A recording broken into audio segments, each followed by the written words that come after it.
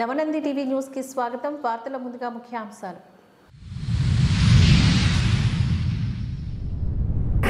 ఘనంగా స్వర్గీయ శ్రీ కింజరాపు ఎర్రంనాయుడు జయంతి వేడుకలు. ఘన నివాళులర్పించిన టీడీపీ నేతలు, కార్యకర్తలు. మనిషి జీవితానికి మెడిటేషన్, యోగా ఒక దివ్య ఔషధంలాగా పనిచేస్తుంది. వ్యాఖ్యానించిన Pendurthi little flowers public school correspondent M Padmavathi. ముఖ్యమంత్రి వైఎస్ జగన్మోహన్ రెడ్డి అభివృద్ధికి, సంక్షేమానికి పెద్దపీట వేస్తున్నారు. వెల్లడించిన పెందుర్తి శాసనసభ్యులు అన్నంరెడ్డి అదిప్రాజ్. స్వర్గీయ శ్రీ కింజరాపు ఎర్రంనాయుడు జయంతి సందర్భంగా ఇచ్చాపురం బస్టాండ్ మరియు బజార్ జంక్షన్ వద్ద ఉన్న ఎర్రంనాయుడు విగ్రహాలకు గాను ఇచ్చాపురం తెలుగుదేశం శ్రేణులు పూలమాలతో అలంకరించి జయ జయధ్వనాలు చేశారు. ఈ కార్యక్రమంలో పట్టణ తెలుగుదేశం పార్టీ అధ్యక్షుడు కాళ్ళ ధర్మారావు, ఎక్స్ ఎంపీటీసీ దక్కత ఢిల్లీరావు, జిల్లా మహిళా కార్యదర్శి శ్రీమతి ఆసి లీలారాణి, జానీ, కృష్ణ తదితరులు పార్టీ ముఖ్య నేతలు, కార్యకర్తలు పాల్గొన్నారు.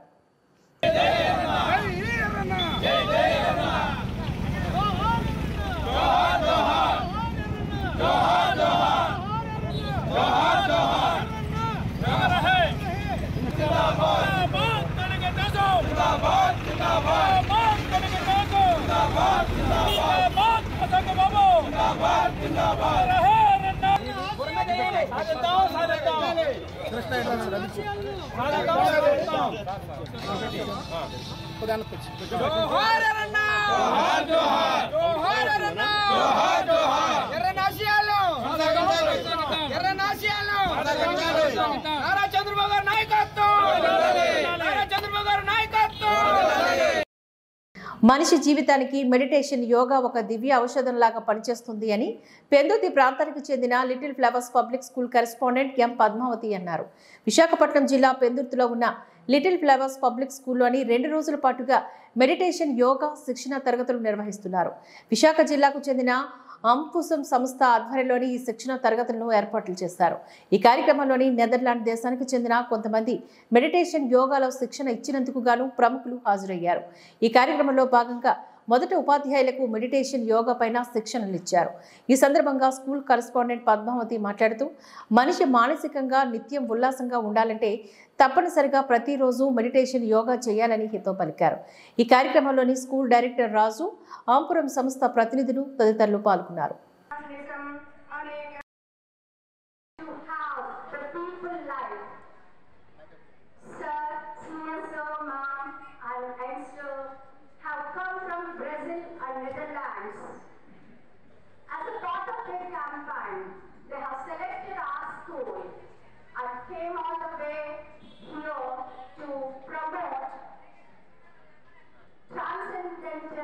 Meditation.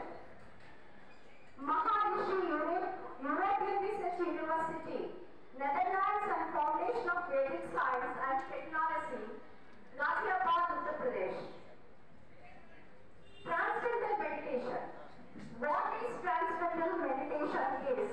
It's a form of silent meditation developed by Maharishi Mahesh Yogi and so named to separate it from Hinduism. First of all, to know about the term transcendental meditation, I would like to tell you 5 points. పిల్లలకి మాట్లాడడానికి కూడా శక్తి ఉండదు. అందువల్ల నేను basic వెజిటేరియన్ని. So ఈ practice చేయడం వల్ల ఏంటంటే నేను ఒక 5-6 గంటలు నిద్రపోయినట్టుతో సమానం. అందువల్ల దీనిలో చాలా ఉన్నాయి. ముఖ్యమంత్రి వైఎస్ జగన్మోహన్ రెడ్డి అభివృద్ధికి, సంక్షేమానికి పెద్దపీట వేస్తున్నారు అంటూ శాసనసభ్యులు అన్నంరెడ్డి అదిప్రాజ్ అన్నారు. పెందుర్తి మండలం రాంపురం గ్రామంలో ఆరోగ్య కేంద్రం, రైతు భరోసా కేంద్రాన్ని ప్రారంభించారు. ఈ సందర్భంగా ఆయన మాట్లాడుతూ, గ్రామస్తులకు మెరుగైన వైద్య సేవలు అందించడానికై ఆరోగ్య కేంద్రాలు తీసుకువచ్చారని తెలియజేశారు. రైతులకు అందుబాటులో ఉండడానికి, వ్యవసాయ ఉత్పత్తులను నిల్వ చేసుకునేందుకు రైతు భరోసా కేంద్రాలను కూడా రాష్ట్ర ప్రభుత్వం ఏర్పాటు చేసిందని చెప్పారు. ఈ కార్యక్రమంలోని Pendurthi ZPTC Upillidevi, MPP Madhupada Nagamani, sarpanch Annareddy, Sirisha, MPTC Gandi Himabindu, గ్రామ సచివాలయ సిబ్బంది, వైఎస్ఆర్సీపీ నాయకులు తదితరులు పాల్గొన్నారు.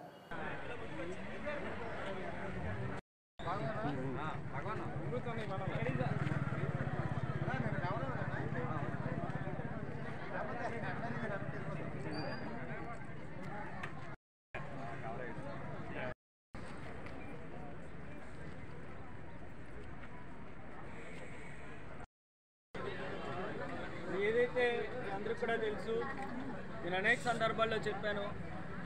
ఈరోజు ఒక శాసనసభ్యుడిగా నేను ఈ స్థాయికి వచ్చాను అంటే ముఖ్యంగా దానికి కారణం మా రాంపురం గ్రామ ప్రజలు. ఆ రోజు 2006లో మరి ఏకగ్రీవంగా నన్ను సర్పంచ్గా నాకు అవకాశం ఇచ్చి నేను రాజకీయంగా వేసే ప్రతి అడుగులో కూడా నాకు అండగా తోడుగా ఉన్నటువంటి రాంపురం ప్రజల తాలూకా రుణం ఎప్పటికీ కూడా తీర్చుకోలేండి. అయితే ఇప్పటికీ అనేకమైనటువంటి అభివృద్ధి కార్యక్రమాలు గ్రామంలో చేశాం. దాంతోపాటు ఈరోజు ముఖ్యంగా ఏదైతే సంక్షేమ కార్యక్రమాలు అందరికీ ఇస్తున్నామో వాటితో పాటు ఇక్కడ వ్యవసాయం మీద ఆధారపడినటువంటి కుటుంబాలు చాలా మటుకు ఉన్నాయి. వాళ్ళందరికీ కూడా వ్యవసాయానికి సంబంధించినటువంటి ప్రతి అవసరం కూడా ఈ గ్రామం పరిధిలోనే తీర్చేటువంటి విధంగా మరి ఒక రైతు భరోసా కేంద్రం, అదే రకంగా ఆరోగ్యం కోసం వైద్యానికి సంబంధించి ఎటువంటి ఇబ్బంది లేకుండా ఈ గ్రామంలోనే వాళ్ళకి వైద్య సేవలు అందించేటువంటి విధంగా మరి ఒక వెల్నెస్ సెంటర్, ఈ 2 బిల్డింగ్స్ని కూడా సుమారుగా 45 లక్షల రూపాయలతో ఆర్బీకే మరియు వెల్నెస్ సెంటర్ని ఇవాళ ప్రారంభోత్సవం చేసుకోవడం జరిగింది.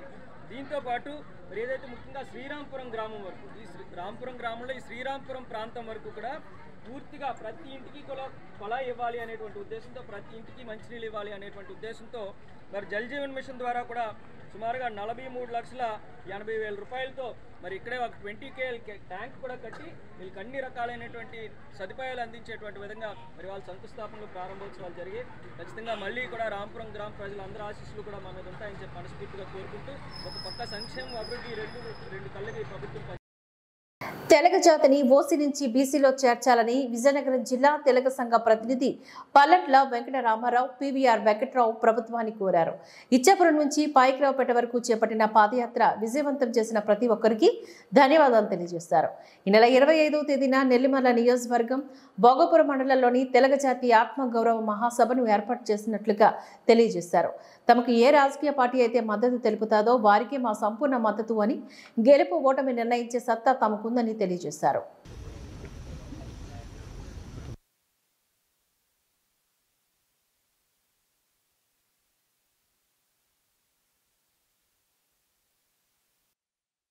ఈ యొక్క తెలగ జాతి ఆత్మగౌరవ సభకి వచ్చి మన యొక్క సంఖ్యాబలాన్ని అన్ని రాజకీయ పార్టీలకు చూపించవలసిన బాధ్యత ప్రతి ఒక్క తెలగ జాతీయులపై ఉన్నదని భావించి ఈ సభకు హాజరు కావాలని చెప్పేసి పత్రిముఖంగా మేము తెలియజేస్తున్నాం.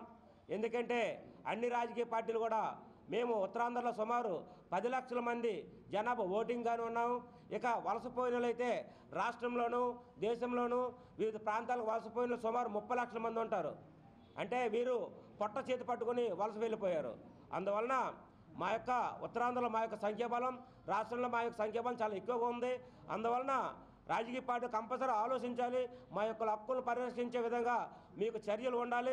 రాబోయే ఎలక్షన్లో మేనిఫెస్టోలో మా యొక్క బీసీ రిజర్వేషన్ ప్రస్తావించాలి. అలా ఏ యొక్క రాజకీయ పార్టీ అయితే మా యొక్క హక్కుల్ని పరిరక్షించే విధంగా మా మనోభావాల్ని గౌరవిస్తుందో అలాంటి రాజకీయ పార్టీకి మా యొక్క మద్దతు తెలియజేస్తాం. అప్పుడు మేము ఆలోచించి అందువలన బహిరంగ సభ భారీ సంఖ్యలో మన తెల కులస్తులందరూ సుమారు 2 లక్షల మంది జనాభా ఈ బహిరంగ సభకు వస్తారని చెప్పి మేము భావిస్తున్నాం. ఈ వైసీపీ ప్రభుత్వంలో చూస్తుంటే దాడులు, దౌర్జన్యాలు ఇవన్నీ చాలా పెరిగిపోయి ఆఖరికి ఒక బ్రాహ్మణ్ కార్పొరేషన్ కూడా నిర్వీర్యం అయిపోయి, అలాగే చూస్తుంటే మన టెంపుల్స్, మన గుడుల మీద ఎన్నో దాడులు చేసి 237 గుడుల్ని ధ్వంసం చేయటం జరిగింది. అయితే ఇక్కడ పక్కన అయినటువంటి మన రామ్ తీర్థాల గుడి కూడా మనకి 20 నిమిషాల దూరం, అది కూడా రాముల వారి తల తీసేసి ధ్వంసం చేయటం జరిగింది. అయితే ఈ దాడుల్ని వాళ్ళు ఏమాత్రం కూడా ఒక ఎంక్వైరీ చేయలేదు, ఏమాత్రం కూడా ఎవరిని కూడా ఈ ధ్వంసాలన్నిటి కలిపి ఒక్కరిని కూడా వాళ్ళు పట్టుకోలేకపోయారు.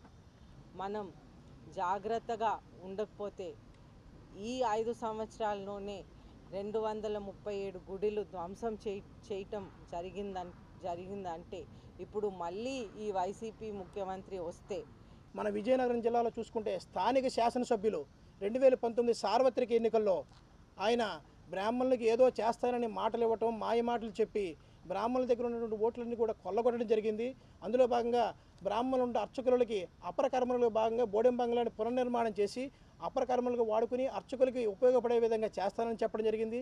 అదేవిధంగా విజయనగరంలో ఉన్నటువంటి బ్రాహ్మణుల్లో వెనుకబడి బాగా అట్టడుగున్నటువంటి బ్రాహ్మణులకి చదువుకునే విద్యార్థులకు వసతులు కల్పించే విధంగా వసతి భవనాన్ని ఏర్పాటు చేయడం చేస్తానని చెప్పడం జరిగింది. అదేవిధంగా 2014 చంద్రబాబు నాయుడు ముఖ్యమంత్రి గారు అయిన తర్వాత అశోక్ గజపతిరాజు గారి సారథ్యంలో పూలుబాగులో 1200 గజాల స్థలాన్ని బ్రాహ్మణ భవన్కి కేటాయింపు చేయడం జరిగింది. దాని ద్వారా ప్రభుత్వం కూలిన తర్వాత అప్పుడు స్వామి దగ్గరికి జిల్లాలో ఉన్నటువంటి అన్ని బ్రాహ్మణ సంఘాలు కూడా కలిసి వెళ్ళి సార్ మాకు ఇలా అప్పుడు గత తెలుగుదేశం పార్టీలో మాకు ఒక స్థలాన్ని కేటాయింపు చేయడం జరిగింది. అందులో మీరు ఆ స్థలంలో బ్రాహ్మణ పరశురామ భవనం ఏర్పాటు చేస్తే బాగుంటుందని కానీ తప్పకుండా మన ప్రభుత్వం వచ్చిన తర్వాత ఏర్పాటు చేసే బాధ్యత నాది అని చెప్పడం జరిగింది. కనీసం అది అందులో స్థలం. పశ్చిమ గోదావరి జిల్లా తాడేపల్లిగూడెం మండలం అరగోలను గ్రామంలోని శ్రీ వల్లి దేవసేన సమేత సుబ్రహ్మణ్య స్వామి గణపతి అభయ ఆంజనేయ స్వామి వార్ల విగ్రహ ప్రతిష్ట మహోత్సవ కార్యక్రమం ఘనంగా నిర్వహించారు. అనంతరం శాంతి కళ్యాణాన్ని జరిపించారు. ఈ కార్యక్రమంలోని భక్తులు గ్రామస్తులు అధిక సంఖ్యలో పాల్గొని స్వామివారిని దర్శించుకున్నారు.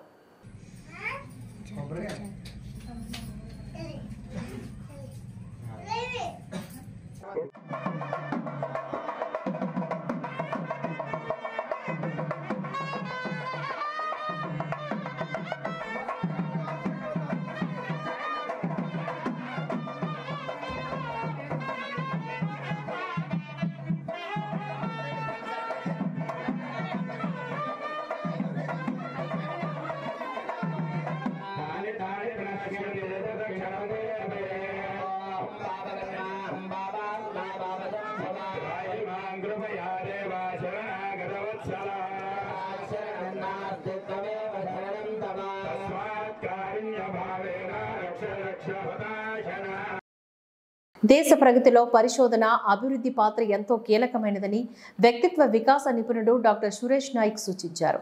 AP NIT in charge director doctor BS Murthy ఆధ్వర్యంలో registrar doctor P Dinesh Shankar Reddy పర్యవేక్షణలో ఇన్స్టిట్యూట్ ఇన్నోవేషన్ కౌన్సిల్ సౌజన్యంతో యాటిట్యూడ్ అండ్ బిహేవియర్ డెవలప్మెంట్ అనే అంశంపైన గురువారం సాయంత్రం వర్క్షాప్ను నిర్వహించారు. ఈ కార్యక్రమానికి గాను dean research and consultancy doctor GRK Sastry అధ్యక్షతన వహించారు. ముఖ్య అతిథి సురేష్ నాయక్ మాట్లాడుతూ దేశానికి కీలక ఆస్తి మానవ వనరులేనని తెలియజేశారు. శాస్త్ర సాంకేతిక రంగాల్లో వస్తున్న విప్లవాత్మక పరిణామాలను ప్రతి విద్యార్థి ఎప్పటికప్పుడు అంచనా వేస్తూ ముందుకు సాగాలని హితవు పలికారు. శాస్త్రవేత్తలు ఓ వైజ్ఞానిక పరిశోధన కోసం ప్రయోగశాలలో ఏళ్ల తరబడి అంకితభావంతో కృషి చేస్తారని చెప్పుకొచ్చారు. భారతదేశానికి చెందిన ప్రముఖ శాస్త్రవేత్త జగదీష్ చంద్రబోస్ తన పరిశోధనతో ప్రపంచవ్యాప్తంగా ఎంతో కీర్తి గడించారని, వారి స్ఫూర్తితో విద్యార్థులు విభిన్నంగా ఆలోచిస్తూ కొత్త పరిశోధనలు విస్తృతంగా చేపట్టాలని వివరించారు. ఈ కార్యక్రమంలోని dean doctor GB Veeresh Kumar, ఆచార్యులు doctor V Sandeep, doctor Sri Phanikrishna, కరి doctor Santosh, doctor Karthikeya Sharma, doctor Sudarshan Dev తదితరులు ఈ కార్యక్రమంలో పాల్గొన్నారు. Arundhati and Vasishtha Nakshatra, they are one special stars. They revolve each other. That means husband and wife should live in that form. That was the thing philosophy they wanted to tell through that. That was our people identified. We don't know when they identified. We have one nakshatra called Jyeshtha. It's very far star. Now they have identified, and they have now say that it has passed its 50% of its lifespan. We all know about 108. Any significance of that? Do we know that? The dia of sun, the distance between the sun and the earth, divided by the dia. Nandyal పట్టణంలోని స్థానిక శ్రీ జంబుల పరమేశ్వరి దేవి దేవస్థానం నందు శ్రీ జంబుల పరమేశ్వరి దేవి బోనాల పండుగ సందర్భంగా అమ్మవారికి శుక్రవారం శ్రీ సూక్త విధాన క్షీరాభిషేకాలు, శ్రీ చండీ హోమం కార్యక్రమాన్ని అర్చక స్వాములు వైభవంగా వేద మంత్రాలతో, చందన సుగంధ ద్రవ్యాలతో నిర్వహించారు. అనంతరం 1000 మంది భక్తులకు అన్నదాన కార్యక్రమాన్ని కూడా నిర్వహించారు. ఈ కార్యక్రమంలోని ఆలయ కమిటీ సభ్యులతో పాటుగా భారీ సంఖ్యలో భక్తులు పాల్గొన్నారు.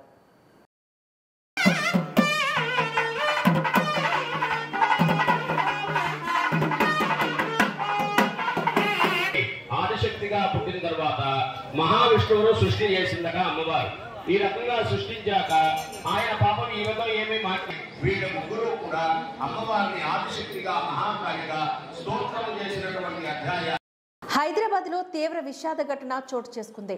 Secunderabad cantonment MLA Lasya Nanditha road ప్రమాదంలో చనిపోయారు. ఆమె ప్రయాణిస్తున్న కారు హైదరాబాద్ ఓఆర్ఆర్ పైన ప్రమాదానికి గురైంది. ఈ ఘోర ప్రమాదంలోని ఎమ్మెల్యే అక్కడికక్కడ ప్రాణాలు కోల్పోయారు. ఆమె పిఏ ఆకాష్ తీవ్రంగా గాయపడ్డారని తెలుస్తోంది. సమాచారం అందుకున్న పోలీసులు ఘటనా స్థలానికి చేరుకున్నారు. ప్రమాద తీవ్రత ఎక్కువగా ఉండటంతో ఆమె కారు ముందు భాగం అంతా తీవ్రంగా దెబ్బతింది. ఈ ఘటనకు సంబంధించిన పూర్తి వివరాలు ఇంకా తెలియాల్సి ఉంది. లాస్య నందిత ఇటీవల ఓ రోడ్డు ప్రమాదం నుంచి స్వల్ప గాయాలతో బయటపడ్డారు. బీఆర్ఎస్ కార్యనిర్వాహక అధ్యక్షుడు కేటీఆర్ స్వయంగా ఆమె ఇంటికి వెళ్లి పరామర్శించారు. కొన్ని రోజుల్లో మళ్లీ ఆమె రోడ్డు ప్రమాదానికి గురై మృతి చెందడం విషాదంగా మారింది. ఇక దివంగత మాజీ ఎమ్మెల్యే సాయన్న కూతురే లాస్య నందిత. ఆయన చనిపోవడంతోనే బీఆర్ఎస్ లాస్య నందితకు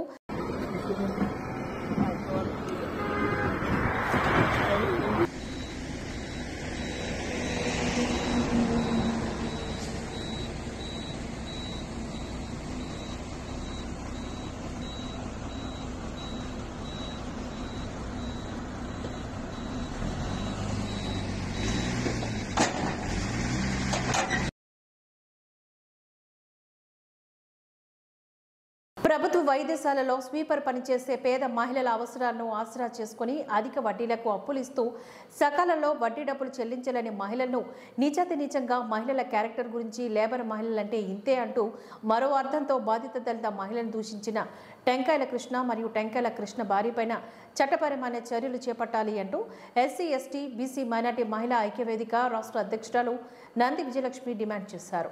నంది విజయలక్ష్మి సందర్భంగా మాట్లాడుతూ 18వ తేదీన ఉదయం సుమారు 10:30 ప్రాంతంలో టెంకాయల కృష్ణ మరియు అతని భార్య కలిసి శ్రీరామ్ నగర్లో బాధిత దళిత మహిళ అక్క ఇంటికి వెళ్లి నానాబూతులు తిట్టారు. బాధితురాలు స్టేషన్కు వెళ్లి ఫిర్యాదు చేస్తే 3వ పట్టణ పోలీసులు పట్టించుకోలేదని ఆమె వాపోయారు. బాధితురాన్ని దూషించిన సంఘటన పైన టెంకాయల కృష్ణపైన హత్యాయత్నం కేసు నమోదు చేయాలని డిమాండ్ చేస్తున్నారు. బాధితురాలు ఇచ్చిన కేసును పోలీసులు నమోదు చేయకుండా బాధితురాలనే అరుస్తూ తెల్ల కాగితం మీద ఆమెతో బలవంతంగా సంతకం ఎలా చేయించారు అని ఇదెక్కడ న్యాయం అంటూ నంది విజయలక్ష్మి ఆగ్రహాన్ని వ్యక్తం చేశారు. దళిత మహిళలను దూషించినా వాళ్ళ ఇళ్లకు వెళ్లి నానాబూతులు తిట్టి అవమానించినా ఏ చర్యలు ఉండవా అని ఆమె ఆగ్రహాన్ని వ్యక్తం చేశారు. బలవంతంగా సంతకం పట్టి దళిత మహిళలను వడ్డీ వ్యాపారం పేరుతో జలగల్లా పీడిస్తూ నానాబూతులతో దూషించి మహిళల క్యారెక్టర్ గురించి నీచంగా మాట్లాడి అవమానించిన టెంకాయల కృష్ణ మరియు అతని భార్యపైన చట్టపరమైన చర్యలు చేపట్టాలని నంది విజయలక్ష్మి డిమాండ్ చేశారు. లేని పక్షంలో న్యాయ పోరాటం ద్వారా టెంకాయల కృష్ణకు తగిన గుణపాఠం చెప్తామని ఈ సందర్భంగా ఆమె హెచ్చరించారు. స్థానిక మధ్యనగర్లో నివాసం ఉంటున్నటువంటి సుజాత తనేదో చిన్న పనులు చేసుకుంటూ జీవనం చేస్తూ ఉంది. గత 3 సంవత్సరాల క్రితం తన కుటుంబ అవసరాల నిమిత్తం టెంకాయల కృష్ణ అనే ఒక వడ్డీ వ్యాపారస్తుని దగ్గర ఆమె 3 లక్షల రూపాయలు అప్పు తీసుకోవడం జరిగింది. దానికి అతను 100కి 5 రూపాయల చొప్పున వడ్డీ వసూలు చేస్తూ నెలకు 15,000 రూపాయలు వడ్డీ తీసుకుంటూ గత 3 సంవత్సరాలుగా ఇది జరుగుతూనే ఉంది. కాకపోతే ఆమె కుటుంబ పరిస్థితులు బాగోలేక గత 2-3 నెలల నుంచి ఆమె వడ్డీ కట్టలేదు. ఆ డబ్బుల విషయమే అతను ఫోన్ చేసి ఆమె ఫోన్లో అసభ్యంగా మాట్లాడడమే కాకుండా ఆమె పరిస్థితి బాగోలేదు, నేను ఒక 2-3 నెలల్లో మీకు ఇక వడ్డీ కడతానని చెప్పినా కూడా వినకుండా ఆమె తన అక్కని చూడడానికి శ్రీరామ్ నగర్కి వెళ్తే అక్కడ ఇంటి దగ్గరికి వచ్చి టెంకాయల కృష్ణ అతని భార్య ఒక దళిత మహిళ ఆమెను ఇష్టం వచ్చినట్లు నానా బూతులు తిట్టి వల్గర్గా ఆ కాలనీలో వాళ్ళ మర్యాదను తీస్తూ మాట్లాడడమే కాకుండా 100కి 5 రూపాయల వడ్డీ చొప్పున పేదల రక్తం తాగుతూ ఇతను ఈరోజు మహిళలను చూడకుండా వాళ్ళని అసభ్యంగా మాట్లాడి దూషిస్తే ఆమె స్టేషన్కి వెళ్ళి 3 టౌన్ పోలీస్ స్టేషన్లో కంప్లైంట్ ఇస్తే ఆ కంప్లైంట్ను పట్టించుకోకుండా పోలీసులు ఆమె తీసుకున్నటువంటి 3 లక్షల రూపాయలు ఆ డబ్బుల పంచాయతీ చేయడం ఇది పోలీస్ స్టేషన్లో ఎంతవరకు కరెక్ట్ అని మేము అడుగుతా ఉన్నాం. ఈరోజు మీ స్టేషన్లో బాధితులు వచ్చేది వాళ్ళ అప్పులు ఉన్నాయని రావడం లేదు, వాళ్ళకు సమస్య వచ్చిందనో వాళ్ళకి ఇబ్బంది కలిగిందనో వాళ్ళ సమస్యలు పరిష్కరించుకోవడానికి పోలీస్ స్టేషన్లోకి వస్తే వాళ్ళ సమస్యను పక్కన పెట్టేసి మీరు సివిల్ సెటిల్మెంట్లు పంచాయతీలు డబ్బుల పంచాయతీలు చేస్తూ ఉన్నారు. మీకున్న అధికారం ఏంటి? పంచాయతీలు చేయడానిక మీకు ఉద్యోగాలు ఇచ్చింది? బాధిత మహిళలకు న్యాయం చేయడానిక? ఈరోజు ఆయన అధిక వడ్డీలు వసూలు చేస్తూ ఈరోజు 105 రూపాయల చొప్పున వడ్డీ వసూలు చేస్తున్నాడని బాధిత మహిళ చెప్తా ఉంటే దాని మీద మీరు చర్యలు తీసుకోలేరు. అతనికి ఏం రైట్ ఉంది 105 రూపాయల చొప్పున వడ్డీలు వసూలు చేయడానికి? నువ్వు వడ్డీకి ఇచ్చినావు, వడ్డీ దగ్గర డబ్బులు వసూలు చేసుకునే ప్రాసెస్ చేయాలి. కానీ ఇళ్ళ దగ్గర పోయి మహిళల్ని అసభ్యంగా మాట్లాడుతూ కులాల పేరుతో దూషిస్తూ వాళ్ళని తిట్టుతూ వాళ్ళకి డబ్బులు ఇచ్చిందో తెలియదా వాళ్ళు ఏ కులవస్తులు అనేది? దీని మీద కానీ 3 టౌన్ పోలీస్ స్టేషన్లో ఆమె ఇష్యూ మీద కంప్లైంట్ కాకపోతే దీన్ని ఎస్పీ గారి దృష్టికి కూడా తీసుకెళ్ళి దీన్ని పోరాటం రూపంలో తీసుకురావాల్సి వస్తుంది. కాబట్టి ఇప్పటికైనా పోలీసు వాళ్ళు మీ స్టేషన్లోకి వచ్చే మహిళల సమస్యలు పరిష్కరించే దిశగా ఆలోచించి వాళ్ళకు న్యాయం. ఆంధ్రప్రదేశ్ ల్యాండ్ టైటిలింగ్ యాక్ట్ 2022కు వ్యతిరేకంగా గాజువాక కోర్ ఆవరణలోని గాజువాక న్యాయవాదులు చేస్తున్న దీక్షా శిబిరంలో నిరసనలు కొనసాగుతున్నాయి.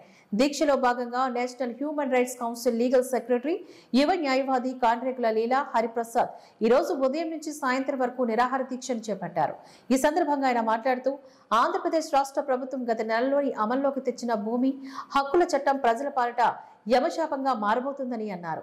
ఈ చట్టం ద్వారా స్వాతంత్రం వచ్చినప్పటి నుంచి ప్రజలతో మమేకమై సేవలు చేసిన రిజిస్ట్రేషన్ వ్యవస్థ, రెవెన్యూ వ్యవస్థ, న్యాయ వ్యవస్థ ఇక ముందు మూతపడిపోతాయని హెచ్చరించారు. రాబోయే రోజుల్లో ఈ చట్టం వలన రాష్ట్రంలోని ఎన్నో వివాదాలకు దారితీస్తుందని హెచ్చరించారు. శిబిరంలోని న్యాయవాదులు, సామాజిక కార్యకర్తలు వినోద్ బాలు, జాగరూపు శ్రీను, ఢిల్లీ సనపల తదితరులు ఈ కార్యక్రమంలో పాల్గొన్నారు. ఈ ఆంధ్రప్రదేశ్ ల్యాండ్ టైటిలింగ్ యాక్ట్పై మా న్యాయవాళ్ళందరూ కూడా 68 రోజులుగా నిరాహార దీక్ష చేస్తూ ఉన్నారండి.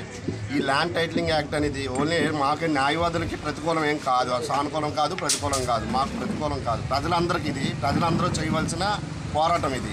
ఈ ల్యాండ్ టైటిలింగ్ యాక్ట్ అనేది వస్తే ఎవరి భూములు ఎవరి సొంతం కాదండి, అంతా ప్రభుత్వ అధికారులు, పొలిటీషియన్స్, ధనవంతులు వీళ్ళ చేతుల్లోకి వెళ్ళిపోతుంది. సాధారణ ప్రజలు ఏమైనా మనకి ఇష్యూ వస్తే అయ్యో కోర్టుకి వెళ్ళొచ్చు, కోర్టులు ఉన్నాయి కదా, కోర్టులో పోరాడొచ్చు కదా అనుకోవచ్చు.